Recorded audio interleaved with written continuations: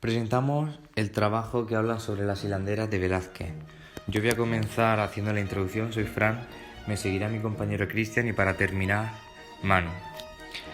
Nos encontramos ante una de las obras más representativas del artista, popularmente conocido que muchos de los críticos fechan esta obra en torno a la segunda mitad del siglo XVII, basándose en las influencias y en el estilo de la escuela italiana.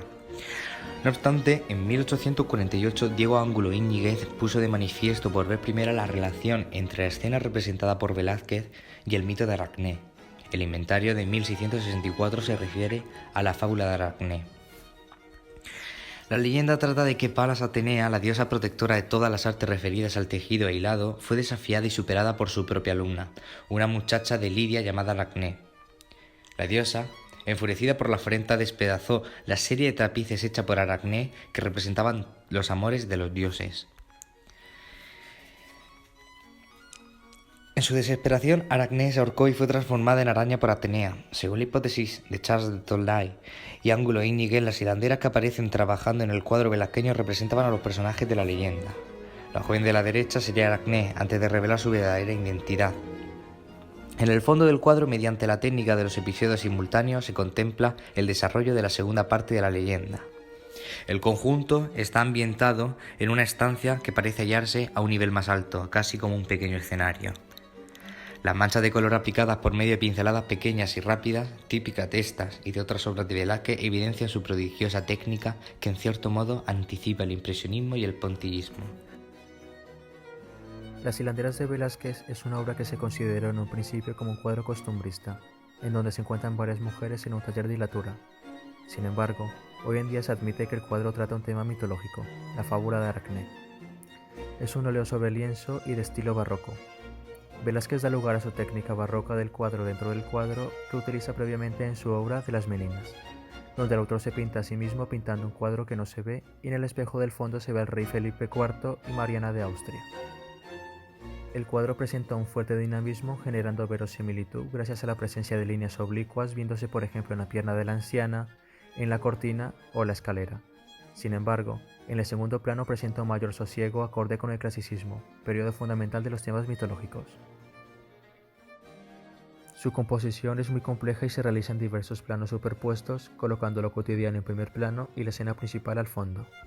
En una primera escena se observa 5 hilanderas sin ningún tipo de idealización, colocadas en forma circular en el taller de tapices. De izquierda a derecha se ve una mujer abriendo un velo rojo introduciendo a la escena. A su costado, una hilandera disfrazada de anciana que se ve delatada por su pierna descubierta con aspecto joven, quien es Atenea, mientras habla con una mujer que abre el velo. Después, una mujer que recoge madejas de lana del suelo y finalmente una joven hilandera que es Aracné, y un ayudante. En una segunda escena nos encontramos con el desenlace de la fábula donde 3 jóvenes observan cómo Atenea va a castigar a Aracné convirtiéndola en araña, por el tapiz que había confeccionado, el cual representa una escena del rapto de Europa, de Tiziano. En cuanto a la gama cromática, el autor juega con gamas frías y cálidas. En el primer plano, las figuras poseen tonos cálidos y en el segundo plano, un fondo frío y abierto dando lugar a sensación de profundidad, logrando así una mayor cercanía con el espectador. Actualmente, la obra se encuentra en el Museo del Prado en Madrid, pero este no fue su emplazamiento original. Su lugar de origen fue un inventario de bienes de Arce, el montero del rey y quien le encargó la obra a Velázquez. La labor del montero real era servir al rey mientras que él iba de cacería.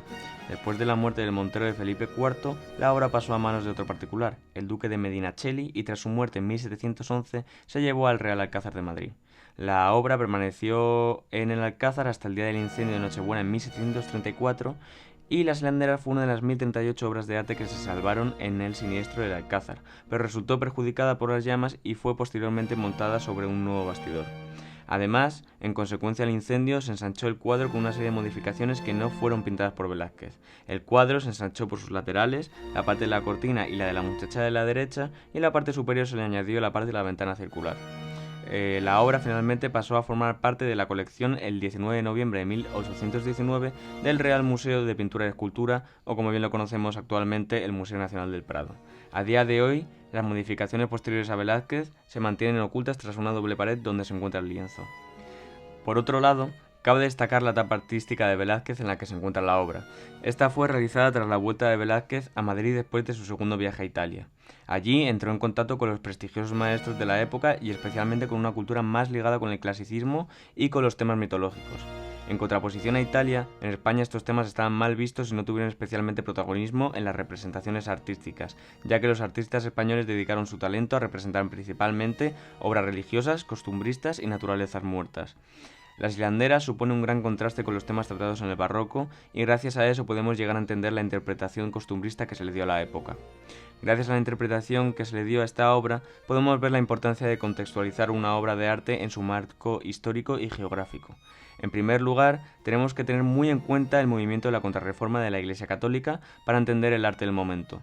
La Contrarreforma fue un movimiento en respuesta a la Reforma Protestante del siglo XVI, y esta reforma dividió a Europa en dos formas de entender al cristianismo. Por un lado, en la Europa católica, tras el Concilio de Trento, supuso un nuevo arte al servicio de la propaganda de las ideas contrarreformistas y también supuso la consolidación de las monarquías absolutistas que hacen uso del arte para ensalzar su poder. Por otro lado, en la Europa protestante se prohíbe la decoración de imágenes religiosas en el interior de los templos y fomenta un tipo de arte destinado sobre todo a la burguesía y aparecen nuevos géneros, sobre todo en la pintura como las escenas de género y los bodegones. En principio, nos surgiría la siguiente duda. ¿Cuál es la relación entre la Contrarreforma católica con el arte en España? Sencillamente, España formaba parte de la Europa católica y tomó el papel defensor del catolicismo que define las manifestaciones artísticas de esta época. La pintura destaca por su temática mayoritariamente religiosa al servicio de una clientela que reclama este género de producción. El arte es instrumento del poder religioso e incide, por encima de cualquier otro objetivo, en la captación de los fieles y en la devoción pública. La pintura mitológica se reserva a círculos cortesanos muy cerrados y por lo tanto es escasa.